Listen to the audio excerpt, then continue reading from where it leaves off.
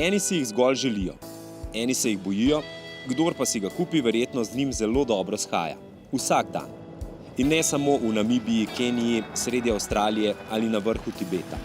Tudi ne samo v Iraku, Afganistanu ali Siriji in drugih državah z vojsko na vsakem koraku. Celo tu v Evropi, kjer imamo ceste asfaltirane in kmetijske parcele majhne, so terenski pick-upi vse bolj iskana roba. Seveda je v naših krajih manj tistih, ki takšne sorte avte resnično potrebujejo, kot recimo službe, gozdarske, elektroinstalacijske, gorske, kupujejo jih gasilci, lovci in kmetje. Oni so tisti, ki so krivi, da ta vozila pri nas klasificiramo kot lahka gospodarska vozila in jih pod drugačnimi pogoji tudi registriramo.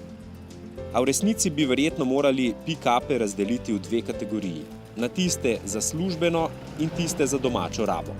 Tako kot smo to storili pri družinskih kombijih. Kajti takšen pick-up, kot je novodobni Hilux, res ni več samo delovni stroj.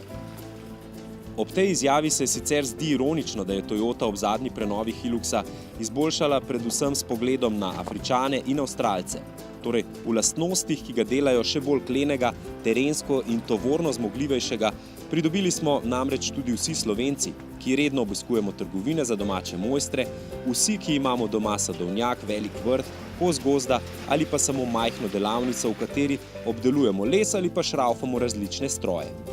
Res je, tiste plohe, vreče gnojila, sadike ali pa stroje bi res lahko prepeljali tudi na kak drug način.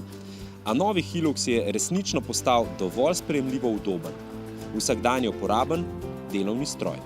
Med testiranjem se ni pritoževal niti en član, tudi v 5-članski družini. Celo na zadnji klopi je namreč prostora dovolj. In vsakodnevni rabi ustreza tudi vsa tehnika. V kabini je dovolj tiho, motor ves čas deluje brez napora, samodejni menjalnik je nežen, poraba z 8 litri sploh ne pretirana, celo manevriranje in parkiranje takšnega orjaka ni več nočna mora, kot je bilo to recimo še pred desetletjem. Če povzamemo, novi Hilux je končno takšen, da se lahko čustvom prepustimo, ne da bi racionalna plat imela dovolj tehtne argumente za ugovarjanje.